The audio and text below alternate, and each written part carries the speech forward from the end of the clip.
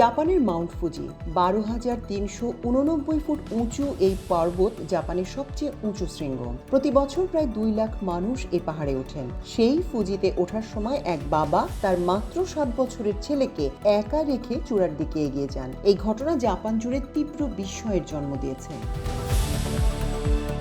ঘটনাটি ঘটে গত বৃহস্পতিবার। 48 বছর বয়সী ওই বাবা তার 2 ছেলেকে নিয়ে মাউন্ট ফুজির ফুজিনোমিয়া রুট ধরে উপরে উঠছিলেন। এই রুটের যাত্রা শুরু হয় পাহাড়ের 5ম স্টেশন থেকে। সেখানে গণপরিবহনেও যাওয়া যায়। এরপর শুরু হয় আসল পর্বতারোহণ। চূড়ায় যেতে সময় লাগে প্রায় 5 ঘন্টা, আর চূড়া থেকে নিচে নামতে লাগে আরও প্রায় 3 ঘন্টা। ওই বাবা তার 2 ছেলেকে নিয়ে যখন 6ষ্ঠ স্টেশনের কাছে পৌঁছান, তখন ছোট ছেলে অর্থাৎ 7 বছরের শিশুটি ক্লান্ত হয়ে পড়ে। সে আর উপরে উঠতে পারছিল না। তখন তার বাবা তাকে একটি বেঞ্চে বসিয়ে বলেন সেখানেই অপেক্ষা করতে। শিশুটির কাছে ছিল মাত্র একটি সফট ড্রিঙ্কস আর কিছু হালকা খাবার।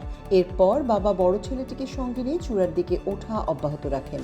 সমস্যা হলো, শিশুটিকে যেখানে রেখে যাওয়া হয়েছিল সেটি কোনো স্বাভাবিক নিচু পাহাড়ি এলাকা নয়। জায়গাটির উচ্চতা ছিল সমুদ্র পৃষ্ঠ থেকে 2000 মিটারেরও বেশি, অর্থাৎ প্রায় 6500 ফুট। তার উপর ওই সময় সেখানে ছিল ঘন কুয়াশা আর বৃষ্টি।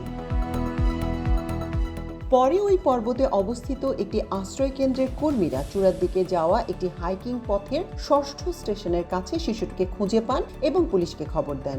এক পর্যায়ে শিশুটির বাবাকে পথটির 7ম ও 8ম স্টেশনের মাঝামাঝি স্থানে খুঁজে পাওয়া যায়। শিশুটিকে যেখানে পাওয়া যায় সেখান থেকে ওই ব্যক্তির অবস্থানের দূরত্ব ছিল প্রায় 3 ঘন্টার হাঁটা পথ।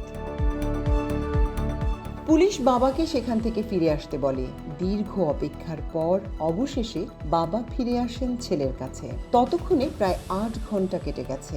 এতক্ষণ একা অপেক্ষা করতে করতে শিশুটি ক্লান্ত ও বিরক্ত হয়ে পড়েছিল। পরে পুলিশ ওই বাবাকে তীব্রভাবে ভর্ৎসনা করেন, কারণ চূড়ায় পৌঁছানোটা গুরুত্বপূর্ণ নয়, শিশুর নিরাপত্তাই আগে।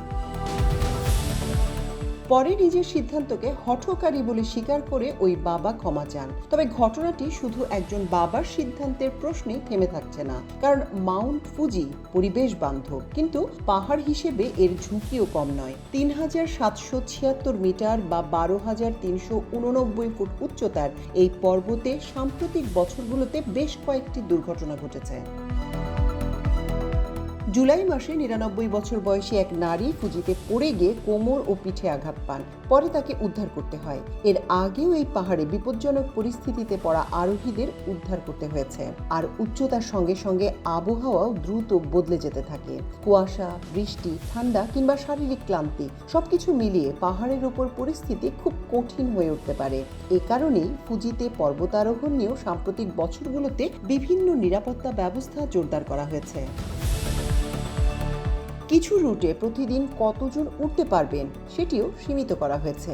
আর আরোহীদের নিরাপত্তা নিয়ে সংক্ষিপ্ত নির্দেশনা তো রয়েছেই। সেই জায়গায় 7 বছরের একটি শিশুকে একা রেখে কয়েক ঘন্টা উপরে উঠে যাওয়ার সিদ্ধান্ত তাই পুলিশের কাছে মোটেও স্বাভাবিক মনে হয়নি।